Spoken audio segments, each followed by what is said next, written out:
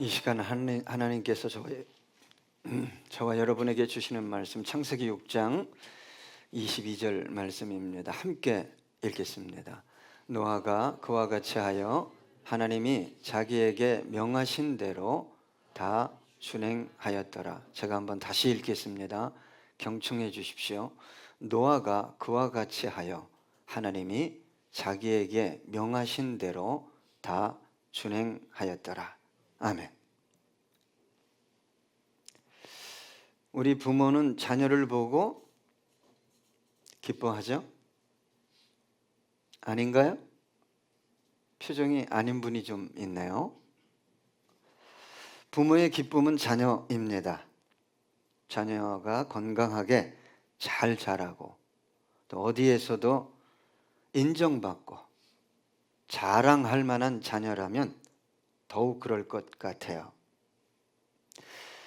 그런 자녀를 둔 부모는 자녀 얘기만 나오면 열을 올리죠. 왜요? 자랑하고 싶어서. 주제를 바꿔요. 자녀로 대화할 때 유도합니다. 그래서 자기 자녀를 막 자랑하죠.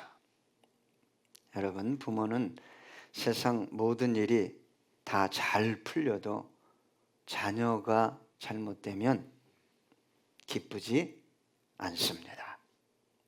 그런데 여러분, 그렇게 순종적이고 부모의 마음에 기쁨을 주던 자녀가 어느 순간부터 부모의 말을 듣지 않을 때 부모의 마음에는 그늘이 지기 시작하고 마음의 기쁨은 사라지기 시작합니다. 사실 부모의 가장 큰 기쁨은 순종하는 자녀에게 있죠.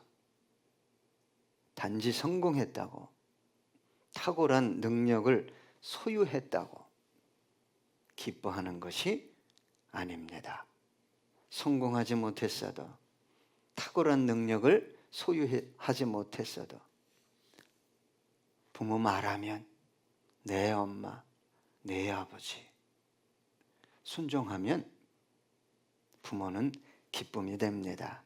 그래서 성경도 내 부모를 주 안에서 뭐하라? 순종해라, 공경해라.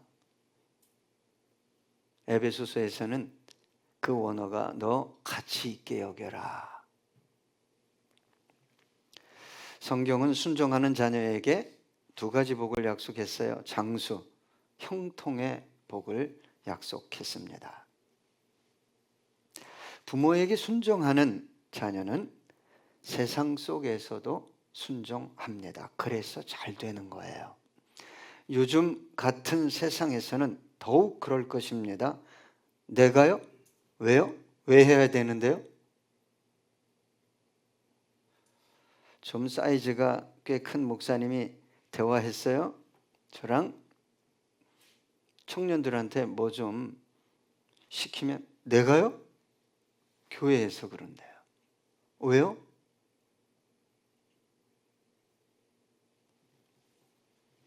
여러분 생각해 보세요. 사장이 이렇게 보는데 너무 순종을 잘해. 여러분 지휘관이 이렇게 보는데 정말 시키는 일에 최선을 다해. 그러면 어떻게 하겠어요? 네? 진급이 빨라지겠죠. 이 왕이 이렇게 보니까 신하가 대답은 잘해. 네, 해놓고 가서는 뺀질.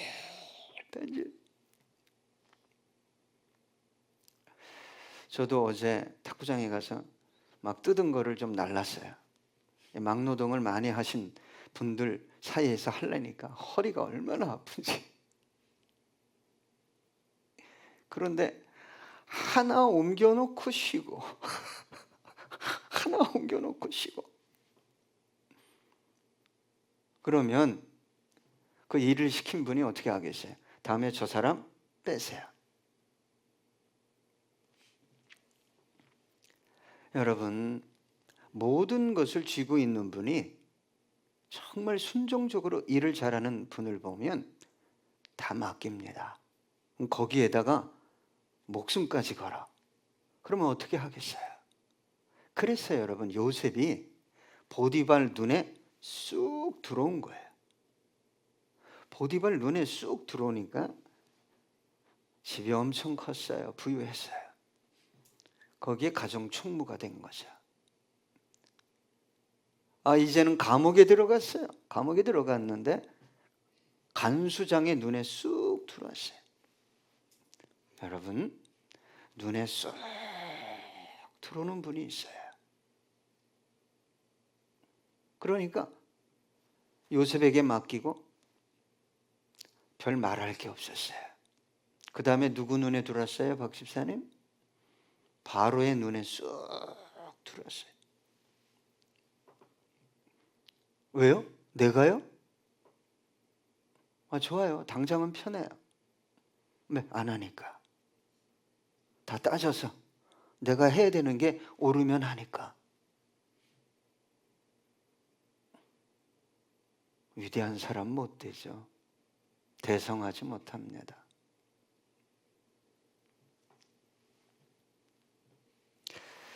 여러분, 하나님도 순종하는 자녀 기뻐합니다. 성공했다고, 탁월한 능력을 소유했다고, 일 잘 처리한다고, 모든 사람이 인정한다고 기뻐하시는 게 아니에요. 하나님은 순종하는 자녀를 기뻐하는데 자기 식대로가 아니라 하나님의 말씀대로 순종하는 자녀를 기뻐하십니다. 말씀을 떠나 제멋대로 살아가는 자녀들은 하나님 마음에 뭐예요? 고통이죠. 아픔이에요. 여러분, 저와 여러분이 정말 하나님을 기쁘게 해드려야지, 하나님의 일을 정말 하고 싶다, 그러면 하나님 말씀대로 순종하세요. 종교적 열심이나 행위, 말 잘하는 거 중요하지 않습니다. 하나님은 그래, 네가 내 말을 쫓아 순종하고 있구나, 이거 보는 거예요. 자, 누가복음 18장 10절로 14절 보면 두 사람이 기도하러 성전에 올라가니 하나는 바리새인이요 하나는 세리라. 바리새인은 서서 따로 기도하여 이르되 하나님이여, 나는 다른 사람들 곧 토색, 불의, 간음을 하는 자들과 같지 아니하고 이 세리와도 같지 아니함을 감사하나이다. 조심해야 될 게 뭐냐면요, 자기 의에 빠지면 큰일 납니다. 또 상대적 의에 빠지는 거예요. 저와 여러분은 다 죄인이에요. 하나같이 죄인입니다. 뭔가 열심히 할 때 그게 스물스물 들어와요. 우리 속에 스물스물.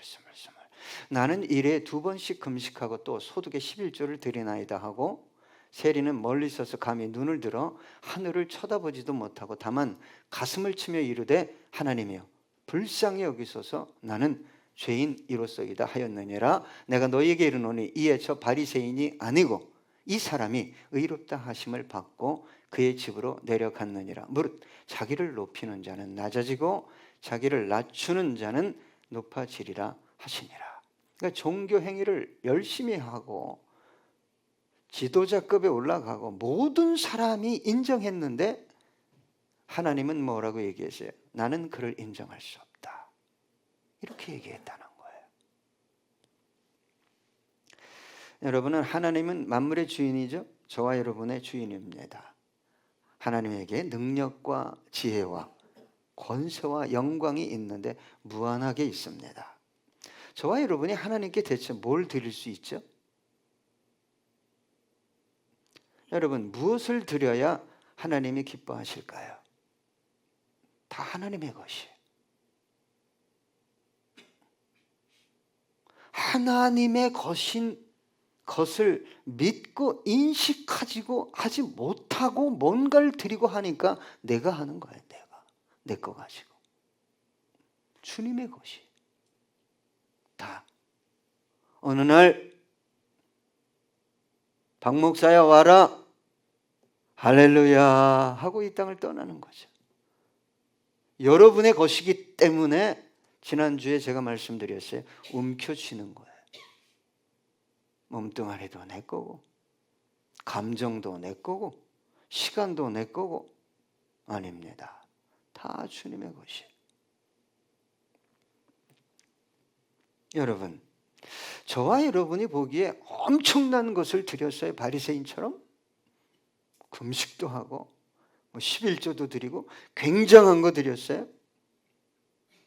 그래서 하나님이 기뻐한다고요? 아닙니다. 저와 여러분이 나라를 드린다고, 제국을 드린다고 기뻐하시겠어요? 하나님은 뭘 기뻐하실까요? 눈에 넣어도 아프지 않을 순종하는 당신의 자녀들을 기뻐하는 거예요. 그러니까 순종하지 않는 자녀들을 바라보는 하나님의 마음은 변함없어요. 고통이에요. 고통, 아픔이에요. 오늘 본문이 뭐라고 말하고 있습니까? 노아가 그와 같이 하여 하나님이 자기에게 명하신 대로 다 준행하였더라. 여러분, 노아가 하고 싶은 대로 한 것이 아니라, 머리 쓴 게 아니라 하나님이 말씀하신 대로 했다고 성경은 말하고 있어요. 이 준행하다라는 단어는 행하다라는 뜻과 만들다라는 뜻이 있어요. 여러분, 하나님이 명령하시면 어떤 것을 가지고 자꾸 필터링을 해요. 이거 왜곡되는 거예요. 계속 왜곡되는 거예요.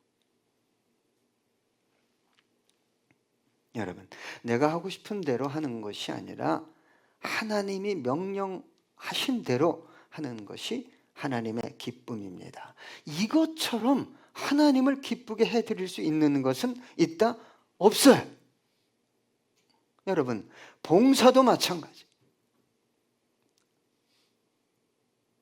하나님이 말씀하신 대로 해야 되는데 자꾸 자기 상황을 보고 사람을 봐요. 저 사람은 안 하는데? 그럼 지금까지 한 봉사 뭐예요? 그럼 무효죠. 그럼 넌 누구 때문에 했냐? 너 뭘 보고 했냐? 무효해. 여러분, 성경은 복잡하게 얘기하지 않아요. 뭐라고 얘기해? 너 말씀을 따라 순종하면 너 복 받는다. 내 약속이 너를 통해 다 이루어질 것이다. 네가 말씀을 불순종하면 어떻게 된다고 그래요? 정말 전하기 힘들어요. 너 저주를 받을 것이다. 그래서 여러분, 복과 저주의 장을 읽어보세요. 신명기 28장. 복이 3분의 1 나오고 저주가 3분의 2가 나와요. 더 많아요. 여러분, 하나님의 자녀들이 무엇이 복인지, 무엇이 저주인지 이 개념 정리가 안 돼 있어요. 제가 볼 때. 하나님이 복이다라는 것을 저주라고 생각하고, 하나님이 저주다라고 말씀하시는 것을 복이라고 생각해요. 말씀대로 순종하며 사는 게 일단 개념적으로 무조건 어렵다, 안 된다, 고통스럽다, 미련한 짓이야. 더 나아가 뭐라고 얘기해요? 저주라고 생각해요. 여러분, 이건요 이미 하나님과의 관계가 단절되어 있는 상태예요. 잘못된 상태예요. 개선해 보려고 노력하는 게 아니라 뭘 해야 되죠? 회개를 해야죠. 하나님 앞에서, 십자가 앞에서. 예수님이 십자가를 지고 그 골고다 언덕길을 올라가신 것이 우리가 보기에 미련한 짓이잖아요. 저주받은 거잖아요. 아버지 보시기엔 어땠어요? 내가 너를 보니 마음은 아프지만 기쁘다, 내 아들아.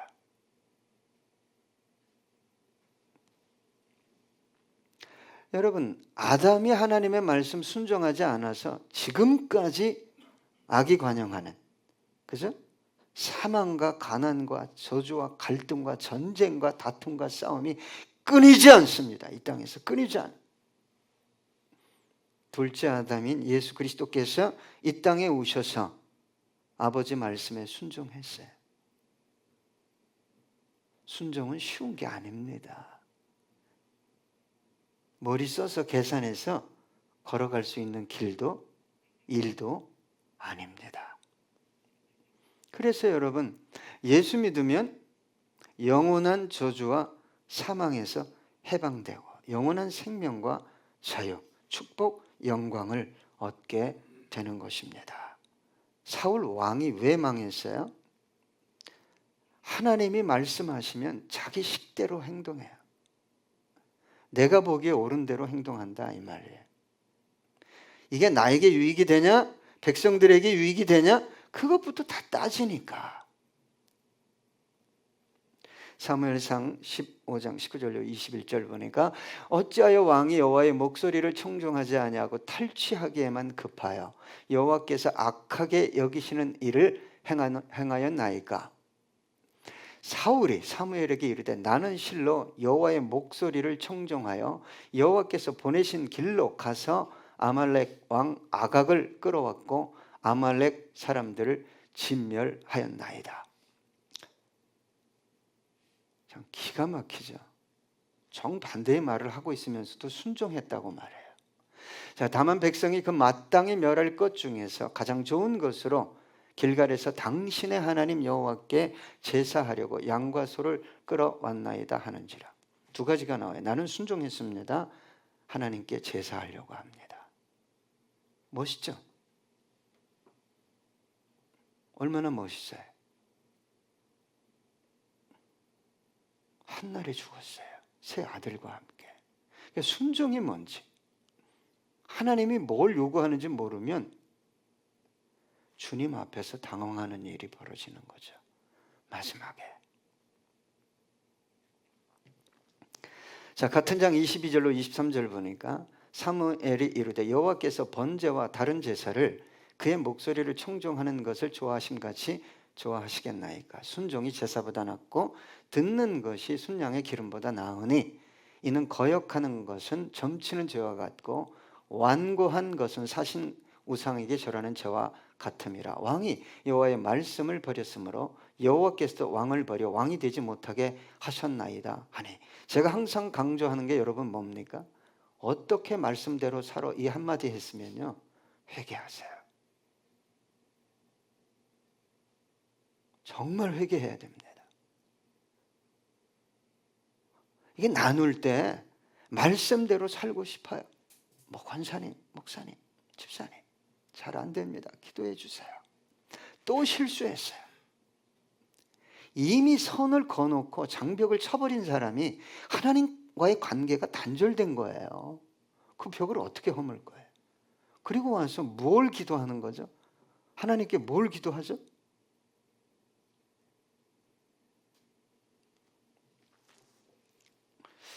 자, 이제 노아가 어떻게 순종했는지 보겠습니다. 창세기 6장 13절로 16절 보니까 하나님이 노아에게 이르시되 모든 혈육 있는 자의 포악함이 땅에 가득하므로 그 끝날이 내 앞에 이르렀으니 내가 그들을 땅과 함께 멸하리라.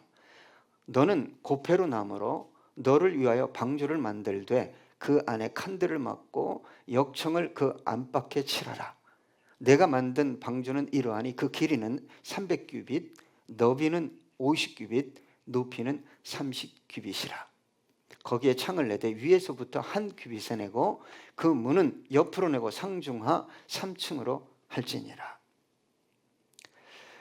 여러분, 노아가 본 바다에 떠다니는 거나 뭐 건축물이나 이런 거는 상상조차 지금까지 보지도 못했고 경험하지도 못한 사이즈예요. 아니, 노아를 구원하기 원했다면, 노아야 내가 너 좀 구원할 건데 뭐 방주 만들어라. 그러면 사이즈가 뭐 한 요만하면 되지 않겠어요? 여러분, 저와 여러분은 구원이든 순종이든 삶이든 하나님의 계획 뜻을 쫓아가는 사람이지 내 생각과 계획을 쫓아가는 사람들이 아닙니다.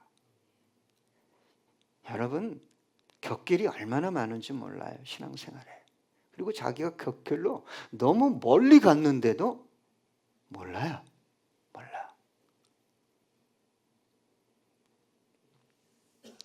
자, 창세기 6장 19절로 20절입니다. 혈육 있는 모든 생물을 너는 각기 암수 한 쌍씩 방주로 이끌어들여 너와 함께 생명을 보존하게 하되 새가 그 종류대로 가축이 그 종류대로 땅에 기는 모든 것이 그 종류대로 각기 둘씩 내게로 나오리니 그 생명을 보존하게 하라. 그런데 나중에 8장에 가면 7장에 가면 정결한 짐승은 7쌍이 나오고 새도 7쌍이 됩니다. 여러분, 방주의 길이 여러분 잘 아시죠? 여기서부터 여기까지인데 짧은 사람은 뭐 42, 43도 되지만 긴 사람은 무려 50cm예요. 한 규빗이. 그래서 적게는 130m, 길이가 길게는 150m예요. 150m. 어마어마한 크기입니다. 폭이 22.5m에서 약 25m, 높이가 13.5m에서 15m. 그래서 이걸 계산했어요. 조선 학자들이. 어떤 분들은 3만 톤 정도, 어떤 분들은 심지어 5만 톤이라고 그래요. 배수량 5만 톤 항공모함을 몇 개 볼까요, 여러분?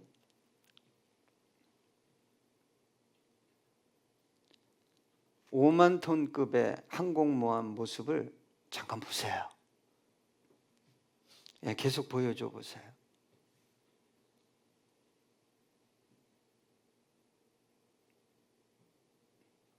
네. 선체는 직육면체로 잣나무, 고페르 나무로 만들었어요. 얼마나 컸겠어요?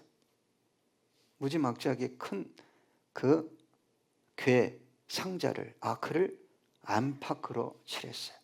안에도 칠하고 바깥으로 칠하고.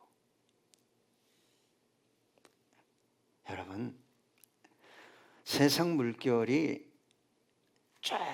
조금만 틈만 있으면 들어옵니다. 조금만 틈만 있으면 비집고 들어와요. 안팎으로 칠해야 됩니다. 보혈로 진리로.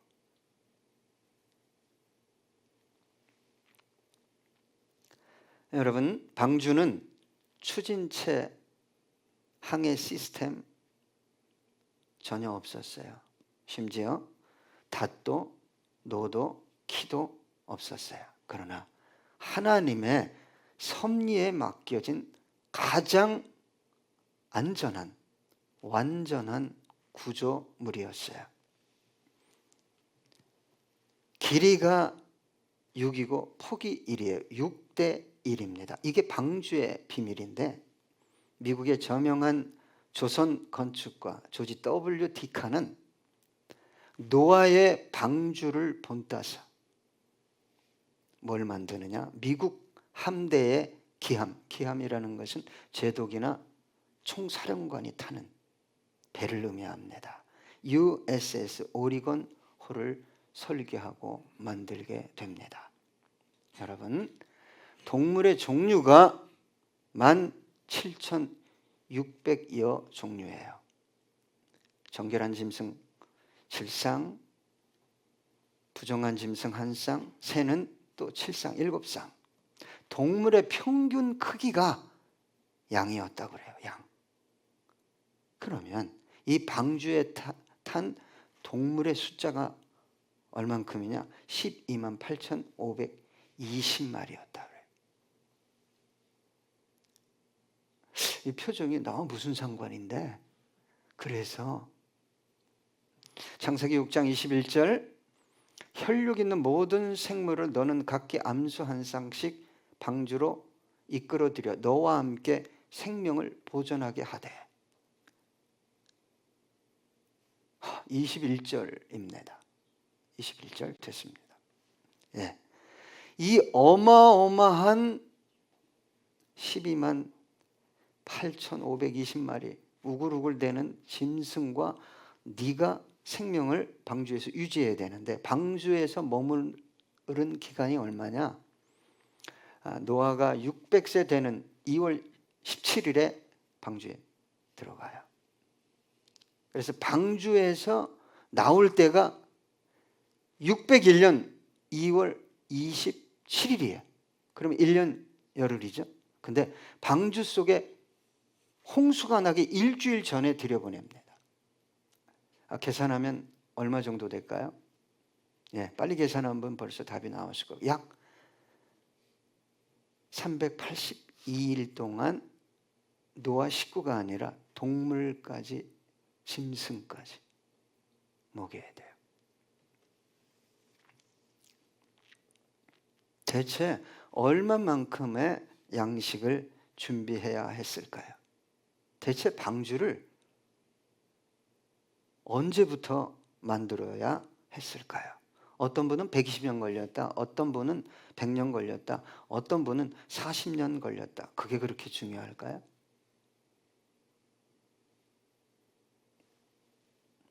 노아는 방주를 짓는 기술도 도구도 없었어요. 모든 일들이 하지 않았던 일이기 때문에 처음부터 시작되는 일이었습니다. 오직 순종으로 하나하나 완성해 나갔어요. 순종이라는 것은 할 수 있고 없고 내가 보기에 가능하고 가능하지 않고를 떠나는 거예요. 어떻게 보면 맹목적일 수 있습니다. 그래서 순종이라는 것은 하나님을 향한 절대 믿음, 신뢰, 확신, 경외로부터 나오는 것이 절대 머리나 경험에서 나오는 것이 아니에요.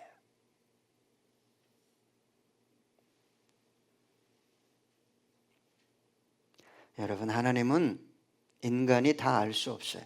다 경험할 수 없어요. 어쩌면 저는 영원히 다 알 수 없다, 경험할 수 없다 라고 생각해요. 그래서 저는 천국에 가도 새하늘과 새 땅에 살 때도 하나님이 저를 영원히 기쁘게 해줄 것 같아요.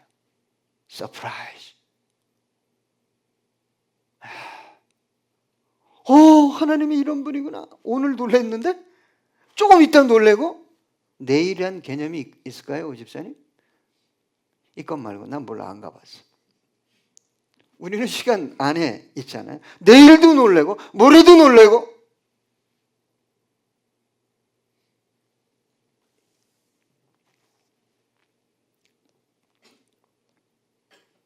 여러분, 순종이 뭘까? 내가 대체 예수를 30년, 40년, 50년 믿으면서 순종한 적이 있는가?